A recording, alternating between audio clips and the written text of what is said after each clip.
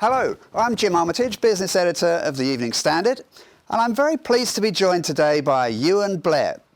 He might have grown up on Downing Street, but Euan has swerved a career in politics for life as a successful tech entrepreneur. He runs a company called Multiverse, formerly known as White Hat. So, what's Multiverse? Well, it's a service which helps young people onto the career ladder without going to university. Only 5 years old, it's grown like Topsy and now has a value of £147 million. It received £30 million of funding from investors earlier this year and is already expanding into the US. Euan, thanks for joining me. Thank you. Pleasure to be here. Tell me, first of all, just to briefly, if you will, a little bit of a run-through about what exactly Multiverse is and how you operate. Well, I like how you quite succinctly described it in that opening, but in essence, we're building an outstanding alternative to university and to corporate training, and we're doing that primarily through apprenticeships. So our view is that universities failing to tackle social mobility. We've got real issues there. Only 4% of those claiming free school meals make it to university. And at the same time, over half of those on corporate graduate programs were educated at private school. And then in tandem, you've got a massive challenge around digital transformation because everything about the nature of work is changing, and universities and sporadic corporate training are not giving people the skills they need to be successful. So we're building this alternative by combining work and education, but also community. Okay, so you feel that universities aren't doing a good enough job in getting people the skills that their potential employers might actually need, right? Yeah, I think that's part of the problem, but it's the challenge whenever you have a sort of one-size-fits-all model, right? Lots of people do not thrive in an academic environment, and in fact, there's no correlation between academics and job performance. So it doesn't make sense for us to be reliant on that as some sort of pre-filtering system for who gets access to the best jobs. So we're saying, look, if higher education didn't exist, what would you build instead that was directly relevant to what people are doing in the workplace, but is also accessible to people from every background? And one of the really important things to know about an apprenticeship is it's completely free to the individual. It's fully paid for by the employer. Because the cost is, I mean, you talked about the class and the fact that working class kids aren't able to get to university for financial reasons. Is that the prime reason that you think that there's this lack of equality in the education system, or? Look, it's one of the reasons. The thing is, it's ultimately multifaceted, right? You've got the fact that universities are judging people, their academic institutions, purely on academic grades. You've got the fact that the costs of higher education have risen completely out of sync with costs in the wider economy. And you've also got the fact that because this has been pushed as sort of the route into great careers, you've almost created this monopolistic effect that's actually not beneficial for most of society, and it's certainly not beneficial for young people who are trying to weigh up their options. And what we're seeing with the increasing embrace by companies of apprenticeships is you can make a really clear-headed choice as someone leaving school about, well, what is in my best interest? Do I want to be in an academic environment for several years, learning in that way and going to university? Or do I want to instead learn through problem solving in an applied learning environment via an apprenticeship?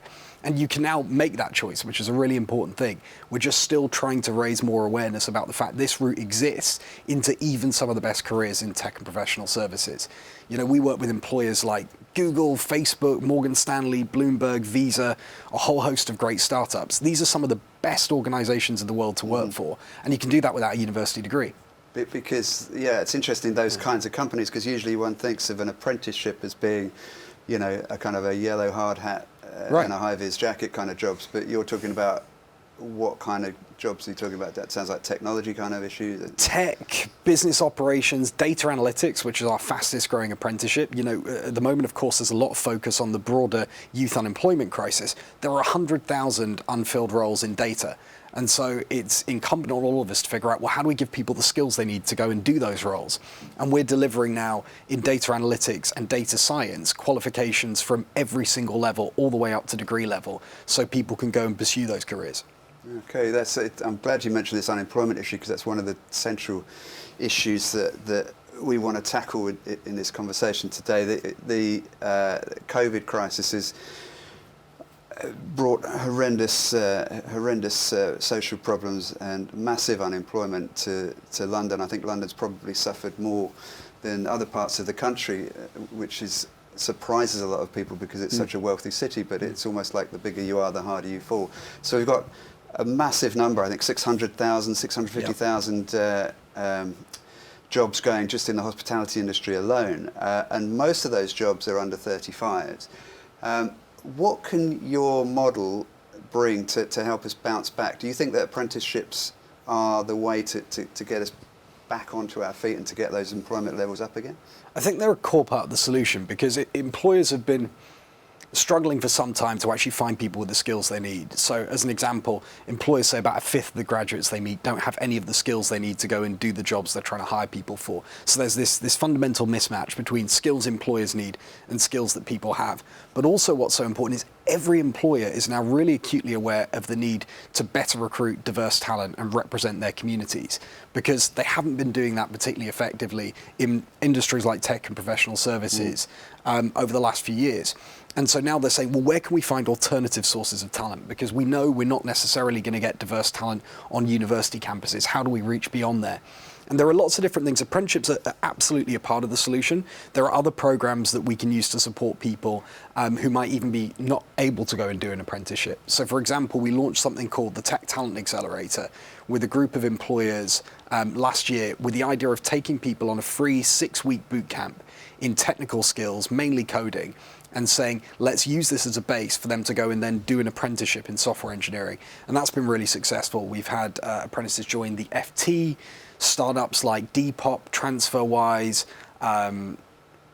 Google, Facebook, many other organizations.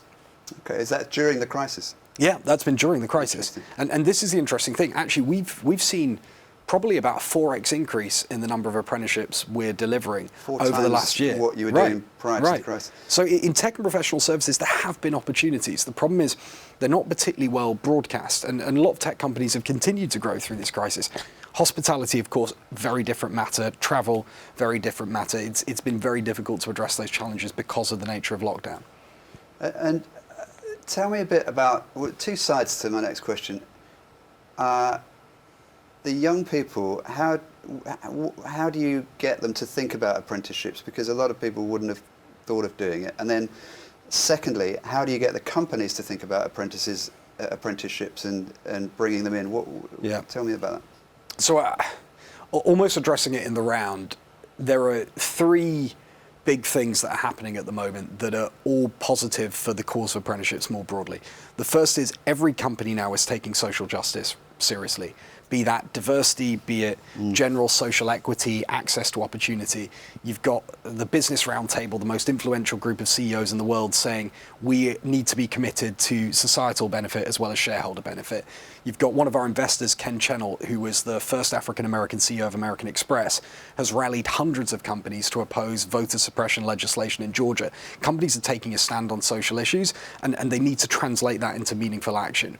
At the same time, digital transformation is affecting everyone, and the impact of the pandemic that's been accelerated by several years. You know, half of the workforce believe their jobs will be obsolete in 5 years. Come 2030, 80% of the jobs people are doing don't even exist today. So we're going to have to embark on massive reskilling and figure out ways of updating the education system to go and provide those skills.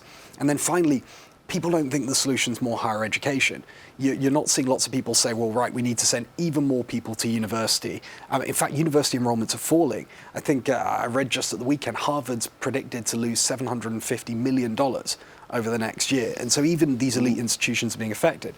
And what that means is that employers are now looking for different ways of bringing in talent, of which apprenticeships is a core solution.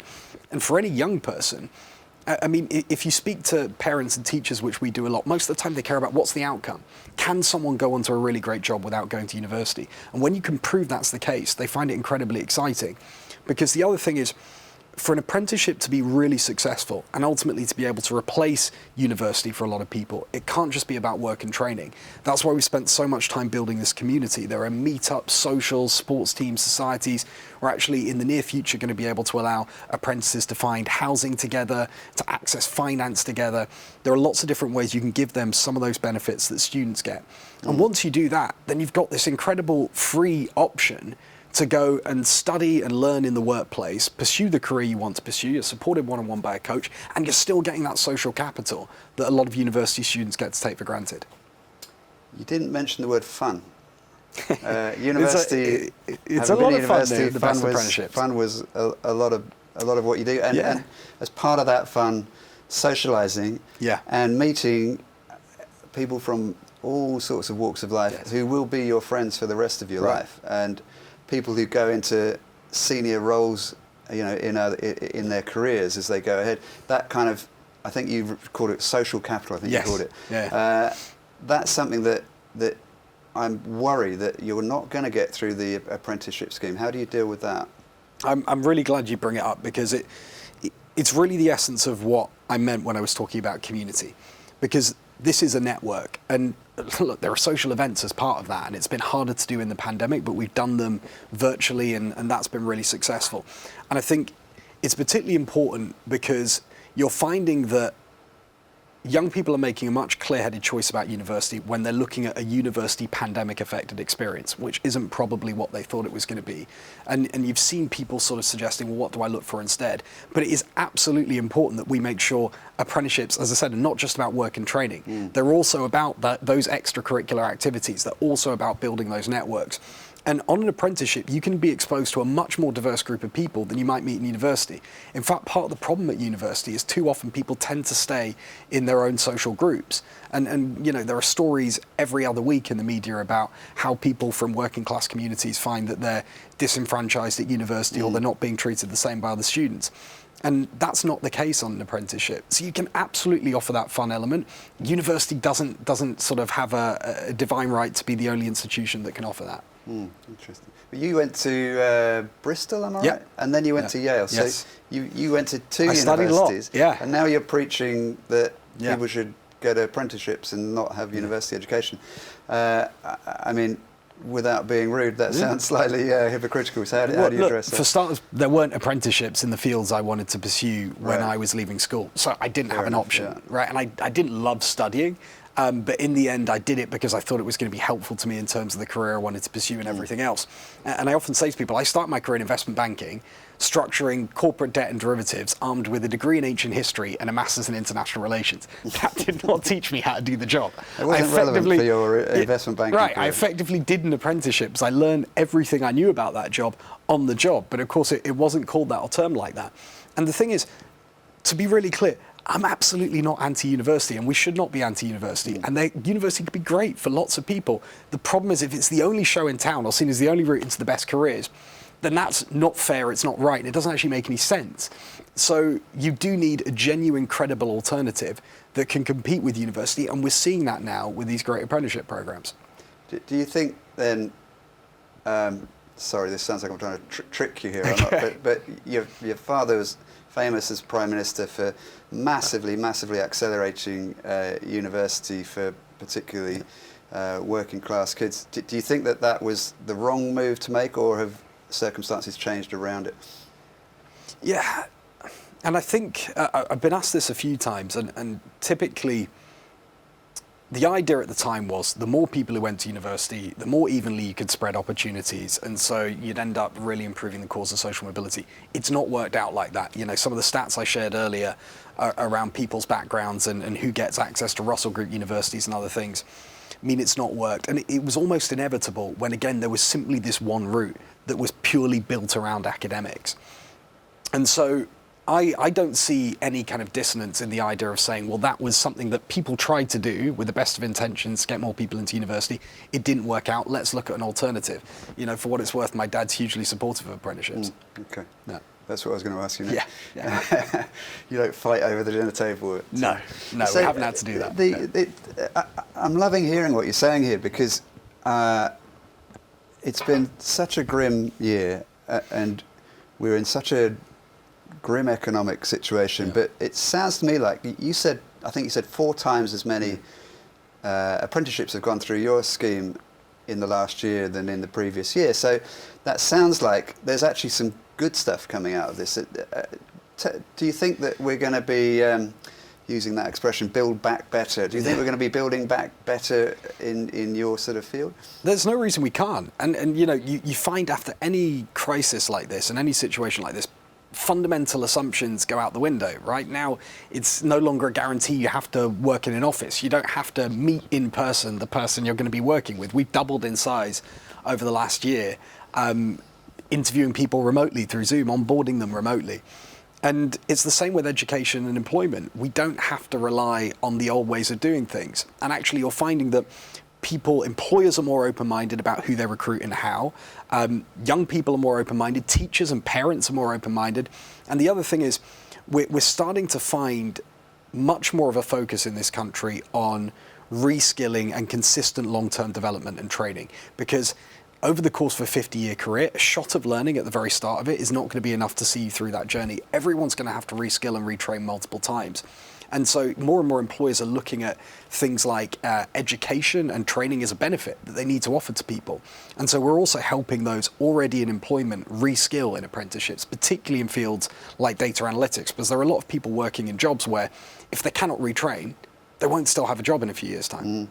I think, I mean, all of us who've been lucky enough to remain employed during this crisis, we've all had to learn so many new things in terms of digital communication or new ways of working. It feels like even oldsters like me and now approaching our 50s are, learning new technologies. And it's thrilling in a way, and it's exciting. It's because you can kind of get caught in a rut, and having to learn new technology is probably another good thing that's come out of the crisis, perhaps. Right. I'm also interested in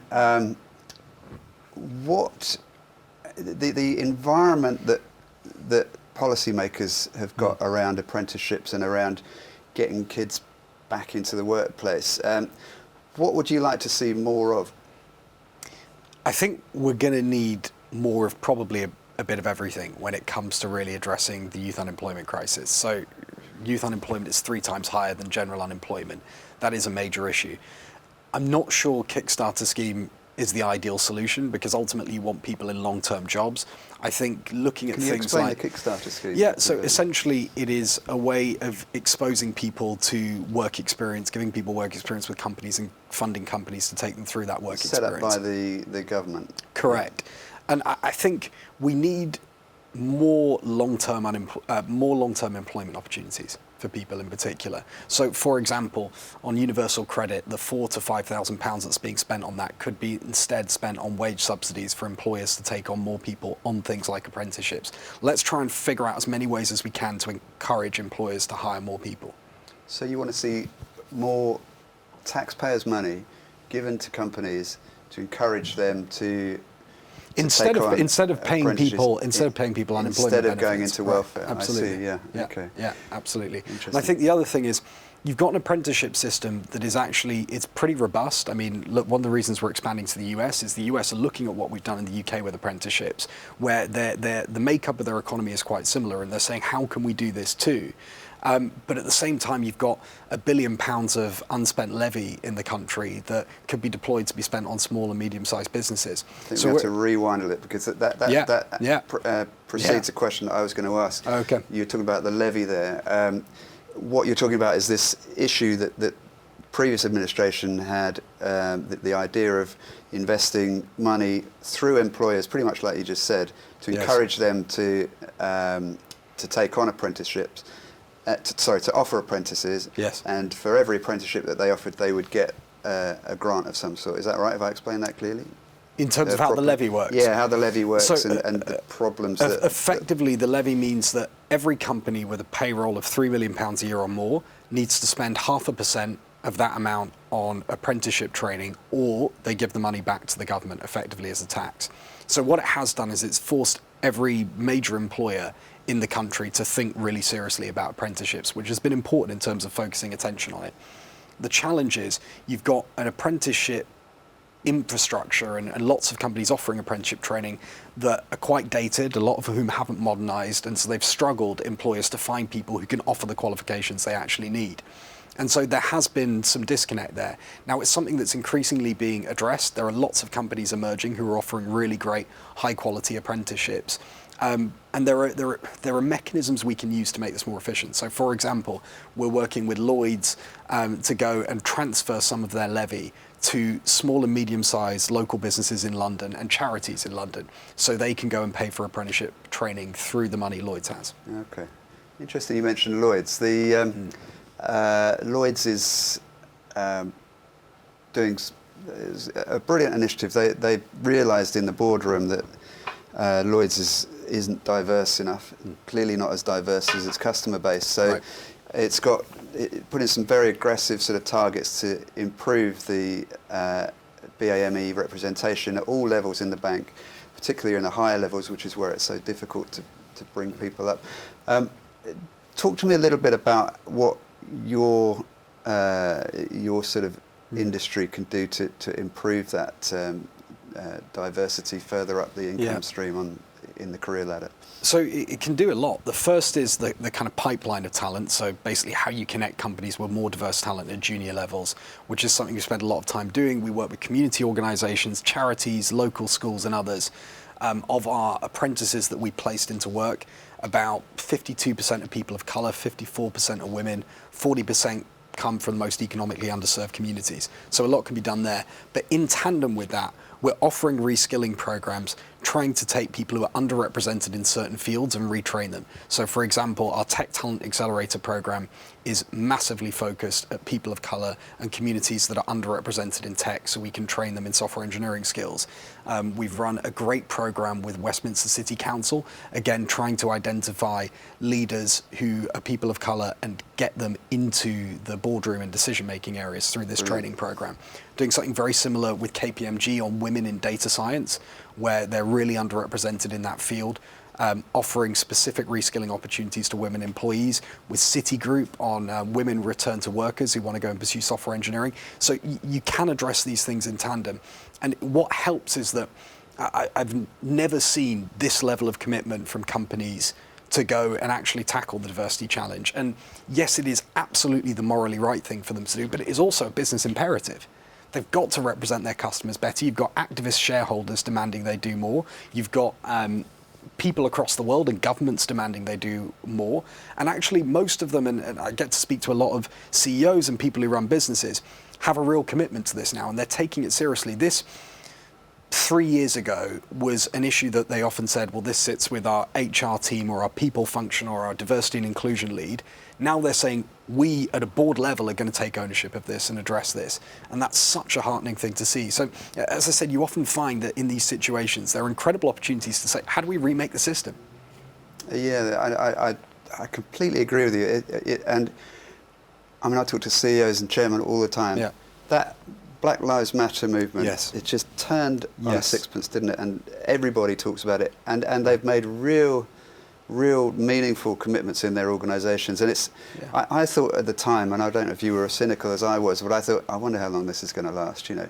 But you catch up with them now and you ask them, and the programmes are now in full swing, and they're actually running. It's really heartening to see. It is, and actually, it was easy. It was almost understandable that some people would be cynical about that, but I think they've got it. And you know, the fact is that the top 10% most diverse companies in the S&P return 3 times the amount of shareholder value. So it's actually, it makes profit as well. It just makes sense on every level. It's morally the right thing to do. It's good for society, and it is the smart thing for any business that wants to be successful. And when you've got something that is that kind of clear, it would almost be negligent of a leader of a company not to go and grasp that and say, we're going to do something about it. Great, and it sounds like you're doing your bit to encourage that along. Well, look, Euan, it's been fantastic speaking to you. Thanks very much. It's been a really interesting conversation. Thanks. And I think with my kids, there's lots of parents thinking about whether they should go to university. I'm starting to doubt whether I should be forcing my kids down that route as well, get them into the workplace as soon as possible, earning some money. Well, thanks very much. It's great to meet you. Yeah, really enjoyed that. Take care.